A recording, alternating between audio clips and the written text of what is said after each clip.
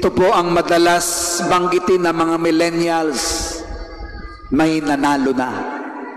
May nanalo na. At sa punto ng ating mga pagbasa, lalo tigit ang Ebanghelyo, yung Kananeyang ina ng batang inaalihan ng masamang espiritu, yun ang panalo. The winner.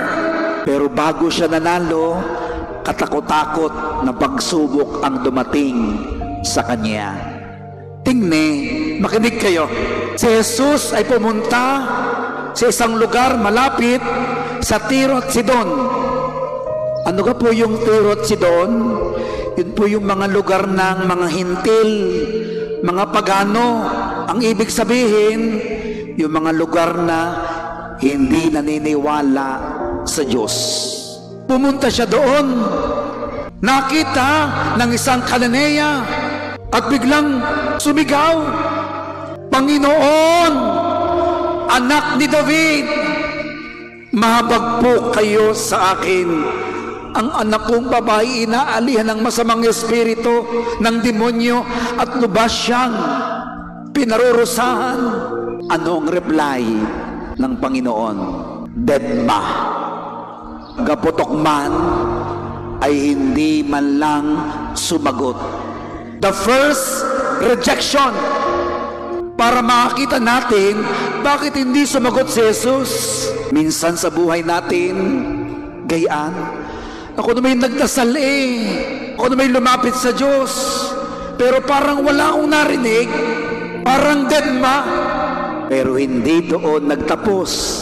Ang sabi ng mga alagad ay, pagbigyan na nga ho ninyo, ari, itong babaeng ito, ingay na ingay, kulit na kulit, para maayos na. Pagbigyan niya po ninyo, susunod-sunod sa atin.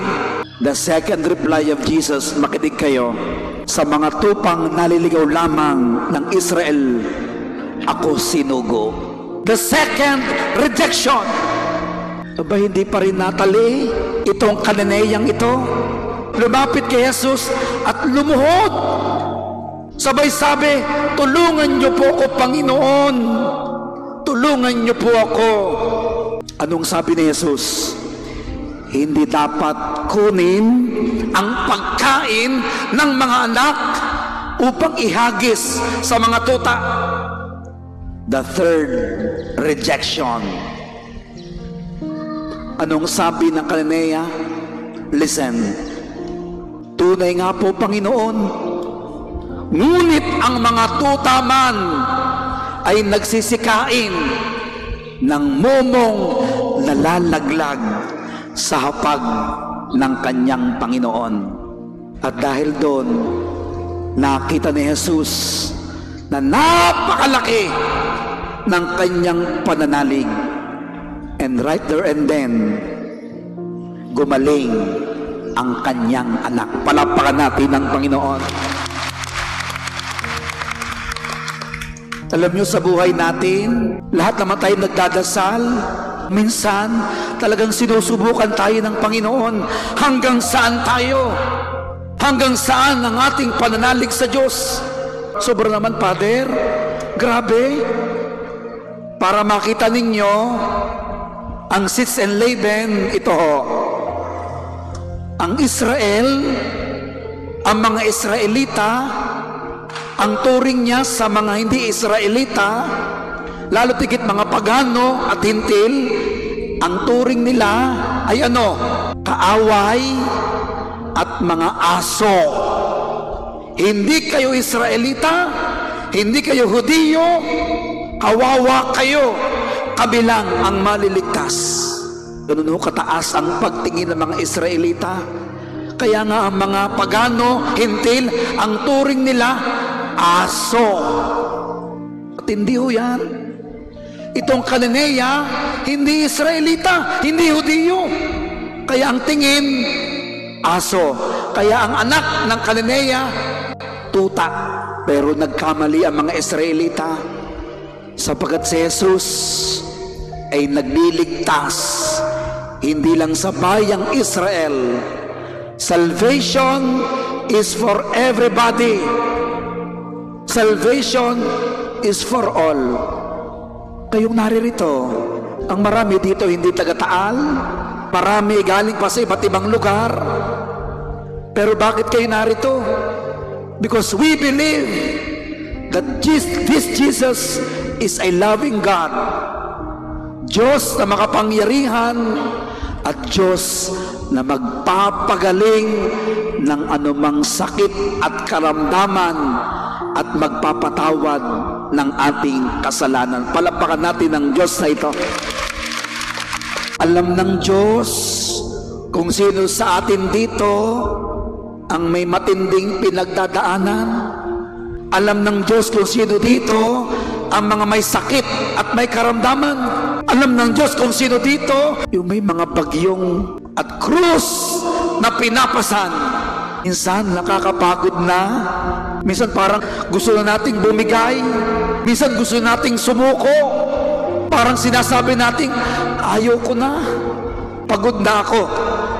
Instead of letting your failures and hardships to discourage you, let them inspire you, motivate you to persist and to persevere. Sapagkat sa mga taong laging kumakapit, hindi sumusuko, yan ang mga taong magiging panalo sa buhay. Palakpakan natin ang Panginoon. Praise the Lord. Kita ninyo ang mga pangyayari sa buhay natin. Pagkatapos ng maraming bagyo, sobrang namang init. Sobrang init ngayon. Hindi na maintindihan Maya-maya naman, babagyo, lalakas ang ulan. Tigi parang buhay natin, hindi na natin kayang isipin. Pero we can learn from the experience of this Cananea. Hindi sumuko. Nung una, parang walang narinig. Dinedma ng Diyos. Katapos, nainsulto pa. At ang tingin sa kanyang anak, tuta. Ay hindi na-discourage Saka lumakas ang pananampalataya. At ito yung hamon sa atin. May kanya-kanya tayong krus. May kanya-kanyang mga pagsubok sa buhay. Naalala ko tuloy yung aking tatay. Narito ang aking inay. Kasama ang aking kapatid na panganay. Nasa unahan. Alam po ninyo, ilang taon na rin nakakaraan, ang tatay po ay nagkasakit. Tatay po'y sundalo, matipuno, barako. Talagang dumaan sa pagsubok Nagkaroon ng colon cancer, namayat. Nagkaroon ng yung pagdini, yung colonoscopy bag. Hindi na makakain. Kami magkakapatid, ang inay, hindi na makatulog. Kung sino-sino ng aking tinek, sinawagan, mga pari, ospital. Itong matindi.